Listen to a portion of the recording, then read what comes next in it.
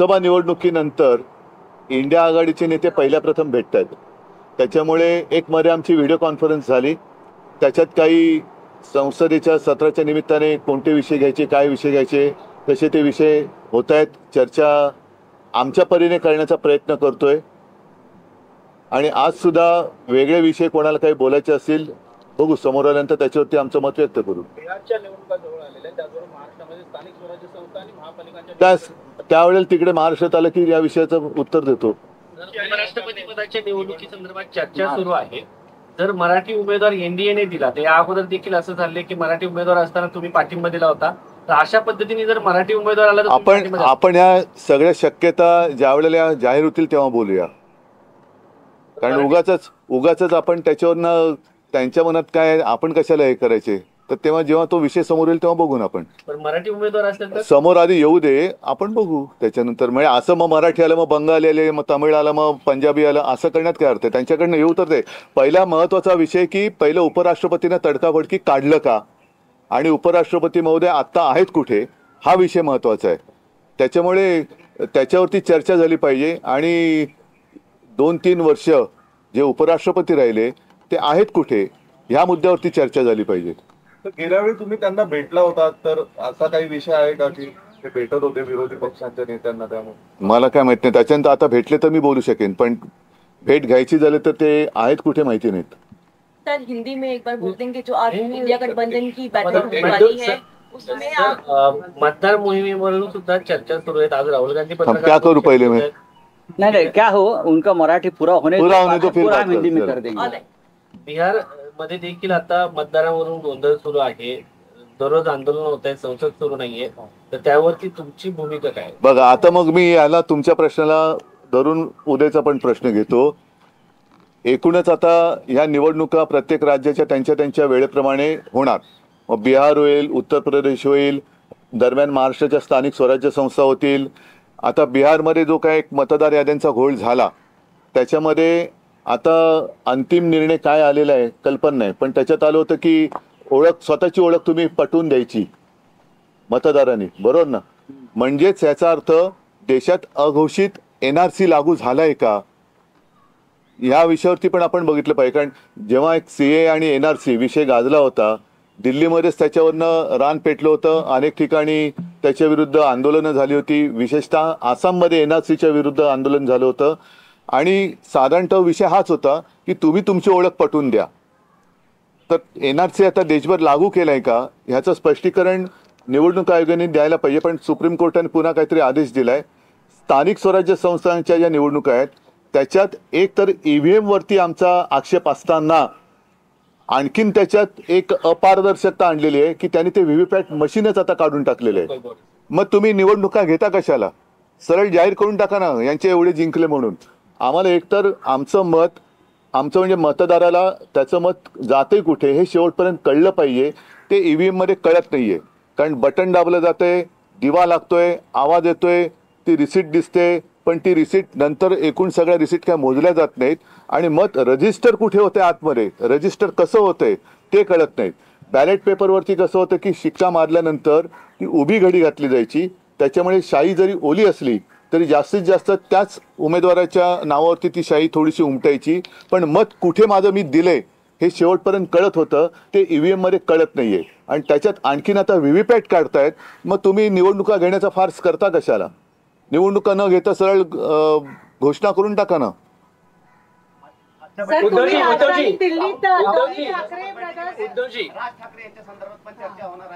नाही, मला काय माहिती नाही. आणि त्याच्यावर चर्चा करण्याची दुसऱ्याला कोणाला गरज नाही. दुसऱ्या कोणाला त्याच्यावर चर्चा करण्याची गरज नाही. आम्ही आमची भूमिका ठरवायला आम्ही समर्थ आहोत.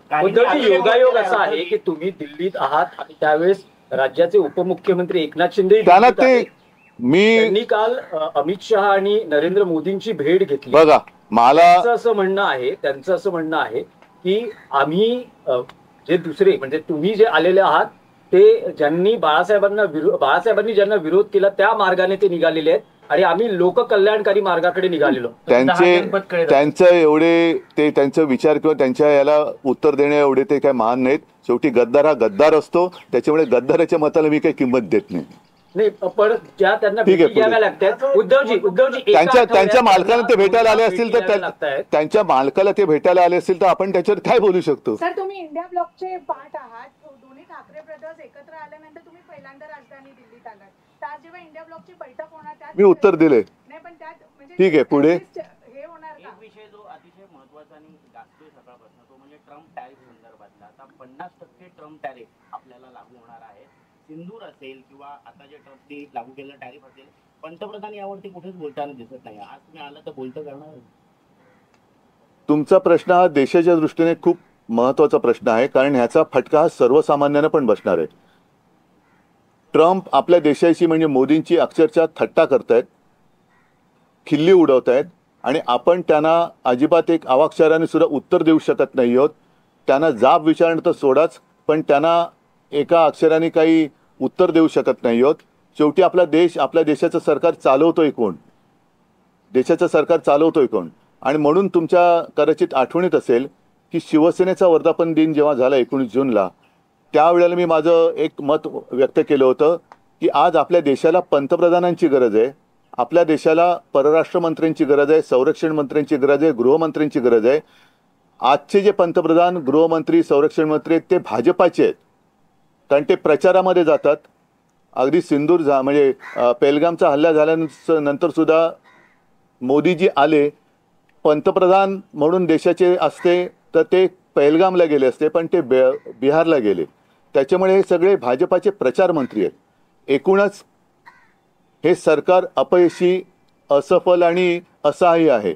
यांना कोणती परराष्ट्र नीती नाही. परराष्ट्र नीती यांची पूर्णपणाने अपयशी ठरलेली आहे. कोणतेही असं खंबीर धोरण नाही. म्हणजे एकदा अमेरिका तिकडनं डोळे वटारत असताना आपले मला वाटतं हे कुठे गेले डोल, रशिया, पंतप्रधान चीनला चाललेत. आता असं म्हणतात, मला माहिती नाही, तुमच्याकडे माहिती असेल की चीनबरोबरचे संबंध हे सुद्धा त्यांच्या मित्रासाठी काहीतरी नवीन दरवाजे उघडतात की काय. पण हे केवळ मित्रासाठी बघताना देशाची वातावत होते. त्याच्याकडे आपल्या सरकारने लक्ष दिलं पाहिजे. आणि एकूणच परत सांगतो की हे सर्वच बाबतीत, विशेषतः परराष्ट्र नीतीमध्ये पूर्णपणे अपयशी ठरलेलं सरकार आहे. सर, क्रिकेट खेळलं जाते पाकिस्तानसोबत मात्र क्रिकेट खेळलं जाणार आहे, त्याला कुठे विरोध होताना पाहायला मिळत नाही सरकारकडनं. एकीकडे ऑपरेशन सिंदूर बद्दल बोलायचं, क्रिकेटची सामने नाही, हे या सरकारला काही तशी नीतिमत्ता राहिलेलीच नाहीये. म्हणजे पाकिस्तान आपला दुश्मन आहे जे शिवसेना प्रमुख सांगायचे, तेव्हा इकडे दिल्लीमध्ये सुद्धा आम्ही मॅच रोखली होती, मुंबईमध्ये रोखली होती की जोपर्यंत दहशतवादी कारवाया पाकिस्तान थांबवत नाही तोपर्यंत पाकिस्तानसोबत कोणतेही संबंध ठेवता कामा नयेत. आणि माझ्या आठवणीप्रमाणे सुषमा स्वराज पण याबद्दल बोलल्या होत्या की आपण पाकिस्तानची क्रिकेट खेळता कामा नये. यांना हे मतलबाचं बघतात. म्हणजे आपल्या इकडे आम्हाला, म्हणजे आपल्याला सगळ्यांना देशप्रेमाचे सगळे धडे देतात आणि हे स्वतः म्हणजे अगदी जय शाह सकट आमच्या इथल्या पण मंत्र्यांची आणि इतर सुद्धा मंत्र्यांची मुलं बाळं दुबईला जाऊन पाकिस्तान बरोबरचा क्रिकेट सामना एन्जॉय करतात. हे देशभक्त असू शकत नाही. हे सच्चे देशभक्त नाहीत. देशभक्तीची जर व्याख्या करायची असेल तर सच्चा देशभक्ताने पाकिस्तान जोपर्यंत आपल्या सोबत ज्या दहशतवादी कारवाई करतो त्या थांबवत नाहीत तोपर्यंत पाकिस्तान बरोबर कोणतेही संबंध ठेवू नयेत. आणि ते ठेवणार नसेल तो सच्चा देशभक्त आहे.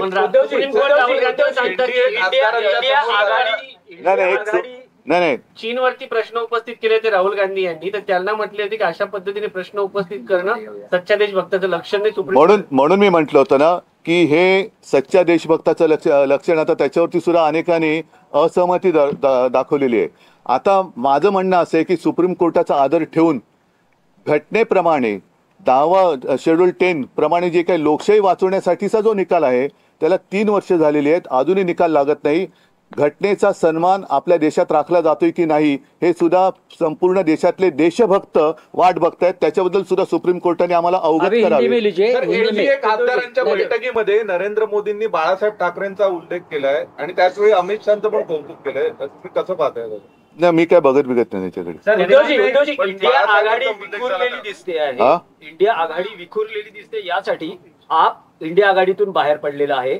ममता बॅनर्जींची वेगळी भूमिका आहे. अशा वेळेस महाराष्ट्राचं राजकारण बदलत असताना आणि दोन बंधू एकत्र येत असताना शिवसेना उद्धव बाळासाहेब ठाकरे हा पक्ष इंडिया आघाडीत राहणार का? पण माझं म्हणणं आहे की अशा कुठे काय अटीतटी शर्ती नाहीच आहेत. त्याच्यामुळे मी म्हटलं ना की आमच्या दोघांचा निर्णय घ्यायला आम्ही दोघेही खंबीर आहोत. ठीक है, दूसरी हिंदी में बोलिए, अभी हो गया, बाद में कर रहा हूँ, बस हो गया, आप हिंदी की बात करिए. अमेरिका ने जो टैरिफ भारत पे लगाया है उसके बाद प्रधानमंत्री का एक बयान आया है. उन्होंने कहा है कि देश में किसानों को सबसे ऊपर रखा जाएगा और किसान हित के लिए हमेशा देश काम करेगा. अच्छा. और उन्होंने ये भी कहा है कि देश में कोई कॉम्प्रोमाइज नहीं होगा. तो ट्रम्प के बयान पे दो तीन साल यहाँ जो किसान दिल्ली आना चाहते थे उनको रोका गया. 6 महीने 8 महीने कई सारे किसान, ना उन्होंने गर्मी की परवाह की, ना बारिश की ना सर्दी की परवाह की. उसमें कुछ किसान तो बेचारे मर गए. तब किसान आपको याद नहीं आए? अब किसान की याद आ रही है. तब अब जो सारे लोग कहते हैं कि मैं तो किसान का बेटा हूं, मैं तो किसान का बेटा हूं, तो ये सब बेटे उस वक्त कहाँ गए थे जब उनके किसान के बेटे मतलब जब उनके पिताजी अनशन पर बैठे थे, दिल्ली आने नहीं दिया, उनके ऊपर बंदूकें रोकी गई. बीच में काय त्याला म्हणतात किले भी खेळ्याला काय म्हणतात हिंदी, किलेच, वो भी डाल दिए, दीवारें खड़ी कर दी और उनको नक्सलवादी कहा गया. तब आपको किसान की याद नहीं आई. तो ये सब झूठापन आहिस्ते आहिस्ते इनका नकाब फटते जा रहे, दिन ब दिन बेनकाब होते जा रहे और असली चेहरा उनका अब सामने आने लगा है. सर, इंडिया ब्लॉक के बाद बैठक होनी है दिल्ली में सर. लंबे समय के बाद इंडिया गठबंधन की बैठक होने जा रही है. इस बीच आप लोग दोनों भाई भी एक साथ आए हैं, क्या दोनों साथ में जाएंगे वहाँ पे राहुल गांधी के पास? क्योंकि आप लोग हम दोनों भाई समर्थ है, हमें क्या करना है हम दोनों करेंगे, उसमें तीसरे की आवश्यकता नहीं है. सर, इलेक्शन कमीशन का एक ट्वीट है जिसपे उन्होंने कहा है कि एक भी सिंगल ऑपोजिशन पार्टी ने ऑब्जेक्शन रेज नहीं किया है ये एसआईआर पे, बिहार के एसआईआर के. ये एक इलेक्शन कमीशन का ट्वीट है सर, मैंने कहा. अपोजिशन एसआईआर को लेकर नहीं, एक मिनट, इस बारे में अनिल जी आपको. बिहार राज्य में जो एसआईआर हो रहा है उसके बाद में जो 65 लाख मतदाताओं को इस सूची से निकाला गया है उसके कारण उन्होंने दिए हैं. और उनका ये कहना है कि वहाँ पे 3 से 4 हजार मतदाता स्वयं आए हैं, लेकिन 1.6 जो बीएलएस पार्टी के तरफ से रहते हैं, जो पॉलिटिकल पार्टीज अपॉइंट करते हैं, उनमें से कोई ऑब्जेक्शंस या कोई भी उस तरह का एक्सेप्शन लिया नहीं गया है. लेकिन जब बीएलएस पार्टी के तरफ से एक्सेप्शंस लेते हैं उसकी कोई सुनवाई नहीं होती, बीएलओ उस पर हावी होता है. उसके ऊपर ईआरओ और एईआरओ का भी रोल उतना ही जबरदस्त रहता है कि वहां पे कोई सुनवाई बीएलए के नहीं होती है. तो उन्होंने जो सेटअप किया हुआ जो पूरा का पूरा एक सिस्टम है उसको देखा जाए. चीफ इलेक्शन कमिश्नर को बार बार हमने भी जब मीटिंग करके उनको कहा था तो उसके ऊपर नहीं होती है. वन वे उनका डिक्टेट रहता है और उसको वहां पे सुधारा जाए तो डेमोक्रेसी सही मायने में हम कहेंगे कि भारतवर्ष में डेमोक्रेसी है. सर, एक सवाल ये है, आप लोग एसआईआर का मुद्दा संसद में उठा रहे हैं और चर्चा की मांग कर रहे हैं, लेकिन सरकार ये बार बार कह चुकी है और कई बार कह चुकी है कि एसआईआर की जो प्रक्रिया है वो चुनाव आयोग द्वारा की गई है, सरकार द्वारा नहीं की गई है. चुनाव आयोग को कंट्रोल कौन करता है? चुनाव आयोग को कंट्रोल कौन कर रहा है? सर, एनडीए तुम्ही आणि राज ठाकरे, अरे आपण मुंबईत बोलू ना, आपण त्या दोन भावांना घेऊन दोन्ही भाऊ. आवश्यकता नाही म्हणजे यापुढे तुम्हाला दुसऱ्या कुठल्या पक्षाची गरज नाही का? 2018 में भी वो चाइना गए थे, उसके बाद 2020 में नहीं, वैली में अपने जवान शहीद हुए थे. अब 2025 में फिर एक बार चाइना जाने की बात हो रही है. इस दौरे के बारे में आपका क्या कहना है? देखो, पहले तो इन्होंने साफ करना चाहिए कि कौन मतलब अपने देश के दुश्मन है और कौन अपने मित्र है. मित्र तो फिलहाल दिखाई नहीं दे रहे हैं. प्रधानमंत्री जी पिछले 10 साल से लगातार पूरा चप्पा उन्होंने वो घूमे हैं. दुनिया में आप ऐसी कोई जगह शायद बची नहीं होगी जहां प्रधानमंत्री गए नहीं. लेकिन पाकिस्तान के साथ जो अपना संघर्ष चल रहा है, अब ये बात तो खुलकर सामने आई है कि इसके पीछे चाइना भी है जो पाकिस्तान को मदद कर रहा है. तो चाइना हो या पाकिस्तान हो, हमारा दोस्त है या दुश्मन है. बीच में तो बायकॉट चाइना करके इन्होंने शुरुआत की थी बात. तो अब चाइना में क्यों जा रहे हैं? अब चाइना में क्यों जा रहे हैं? पाकिस्तान हमारा दुश्मन है या नहीं है? फिर पाकिस्तान के साथ क्रिकेट क्यों खेल रहे हैं? अगर पाकिस्तान के साथ क्रिकेट खेल रहे हैं तो वो जो हमारी माता और बहनों का सिंदूर उजाड़ गया, उसके बारे में प्रधानमंत्री जी क्या जवाब देंगे और अमित शाह जी क्या जवाब देंगे? तो ये सब इनकी जैसे मैंने कहा ना, इनके नकाब दिन ब दिन उतरते जा रहे, एक एक नकाब उतरते जा रहे। हिंदुत्व भी एक नकाब है, वो भी उतर गया है। और देश के लिए मैं कहता हूं कि अब देश को एक प्रधानमंत्री की जरूरत है, देश को एक गृह मंत्री की जरूरत है, क्योंकि मणिपुर आज भी जल रहा है, वहां कोई जा नहीं रहा। ये तो सिर्फ पार्टियां तोड़ने के पीछे पड़े हैं। परिवार को तोड़ो, पार्टी को तोड़ो, जितने भ्रष्टाचारी है उनको पार्टी में ले लो, तो ये तो पार्टी की बात होगी, देश की नहीं। तो देश के लिए एक मजबूत सरकार की जरूरत है, मजबूत प्रधानमंत्री की जरूरत है, गृह मंत्री, सब रक्षा मंत्री हो या विदेश मंत्री हो, देश के लिए मंत्री चाहिए आज। एक चाहिए तो आप ऐसी, मैं तो विज्ञापन नहीं दे सकता कि चाहिए करके, लेकिन जब भी कोई आपत्ति आती है तो ये लापता होते हैं। सर एनडीए की मीटिंग में उन्होंने बाळासाहेब ठाकरे जी की तारीफ की है, इसके बाद कन्नड समिती, महाराष्ट्र एकीकरण समिती कन्नड सक्ती मी विरोधात त्याच्याबद्दल बोलणार नंतर। सर ठीक है, थैंक यू। सर हाल के दिनों में महाराष्ट्र में हिंदी भाषी और मराठी के बीच में जो दिख रहा है, नहीं हो रहा है, कुछ नहीं हो रहा है। ये बीजेपी की साजिश है। हमारी भूमिका स्पष्ट है, हम किसी भाषा का द्वेष नहीं करते, लेकिन हमारे ऊपर जबरदस्ती ना करे। फिर अगर भाषा की बात करें तो जैसे हिंदी भाषी प्रांत है, वहाँ 3 भाषा कौन सी सिखाएंगे आप? क्या वहाँ तेलुगु, तमिल, पंजाबी, मराठी, उड़िया, इस भाषा का आप जबरदस्ती कर सकते हो? अभी मैं आपके साथ कौन सी भाषा में बात कर रहा हूँ? तो क्या मुझे पहली कक्षा से हिंदी कंपलसरी थी? हमारे प्रधानमंत्री और गृह मंत्री तो गुजरात से आते हैं, तो भी वो हिंदी अच्छी बात करते हैं। जो अच्छा है वो बातें अच्छी करते हैं, मतलब हिंदी बात अच्छी करते हैं। क्या उनको हिंदी भाषा पहले से कंपलसरी थी? तो जब भी जिसे वो जरूरत होती है वो सीख लेता है। तो जबरदस्ती ना करे। हिंदी भाषा के साथ हमारी कोई दुश्मनी नहीं है, लेकिन हम जबरदस्ती बर्दाश्त नहीं करेंगे। धन्यवाद, थैंक यू। चलो, जय हिंद, जय महाराष्ट्र। उद्धव ठाकरे यांनी पंतप्रधान